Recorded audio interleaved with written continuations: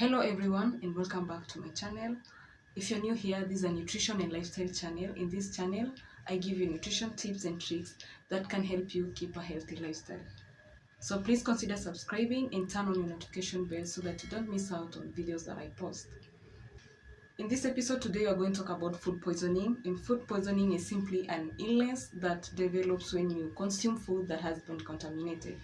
And food gets contaminated when it comes into contact with microorganisms like bacteria and viruses.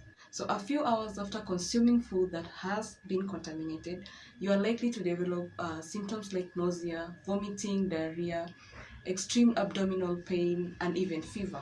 And when you develop these kinds of symptoms, it may get into a very serious state and you may need to see a doctor. So in this video today, I'm going to mention a few causes that lead into food poisoning that may be caused by you and how you can possibly prevent it in the future. So you need to understand that food gets contaminated during the stages of production, processing, preparation, cooking, serving, and even storage. So if you're involved in any of these stages, that means the food poisoning could have been your fault. Therefore, these are the 5 causes of food poisoning that were completely your fault, and I'm going to give you ways that you can simply prevent it. So the cause number 1 is undercooking foods. So when you undercook foods, you're exposing bacteria into an environment that can encourage them to grow. And when the bacteria multiply and you consume that kind of food, that means you're introducing harmful bacteria into your gut, and therefore that can simply mean diarrhea, vomiting, abdominal pain, etc. So a simple way of preventing food poisoning that is caused by undercooking foods is by simply cooking foods to temperatures that can kill those harmful bacteria. The cause number 2 is that you're consuming food that is expired. So every food item that you buy in the supermarket has an expiry date. There is no grace period for expired foods. So if the expiry date is today or last week and you consume that kind of food, that means you're consuming spoiled food. Okay, if the expiry date is past, then you can simply throw the food away. But the best thing to do is consume that food before it gets to an expiry date. So the cause number 3 of food poisoning is cross contamination.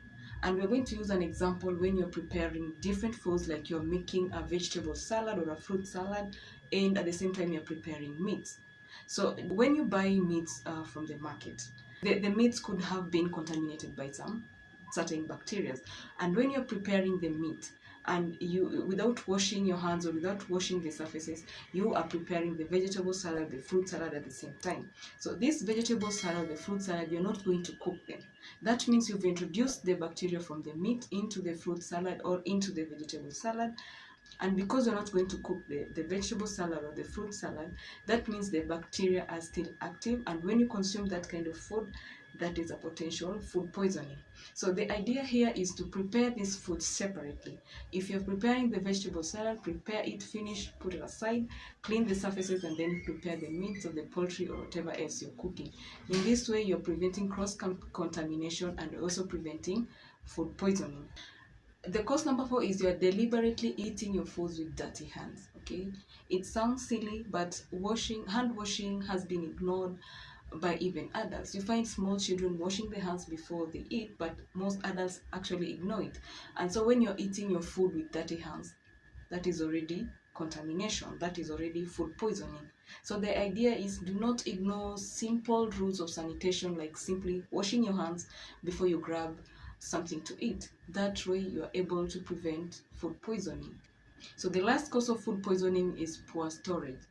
Storage of food is very important to ensure food security. You don't want to have reasons to lack food in your house. So proper storage of food ensures you have good food security. And therefore, when you're not storing your food well, for instance, foods like maize, for instance, where you're storing your foods in without covering them, that means you're exposing this food into contamination. And when you are ready to consume that food, you might be taking in food that has already been contaminated. So practice safe storage of foods. That way you're going to be food secure, and at the same time you're going to prevent food poisoning. So like I've said, sometimes the food poisoning the diarrhea, the vomiting, all those symptoms that you develop from food poisoning could have been completely your fault. And there's very, very easy ways of preventing food poisoning in future, like simply washing your hands before you eat, like simply preventing cross contamination of food, by simply storing your food well, cooking your food until they are well cooked, and also checking on expiry dates so that you don't consume food that is already expired. So, and there are certain foods that get contaminated very, very fast, like meats, poultry, eggs, and fish. These are foods that you should watch out for. Make sure these foods are well cooked. Make sure these foods are well stored. Also, remember to read labels. Read food labels, read expiry dates, and lastly, cook your food well.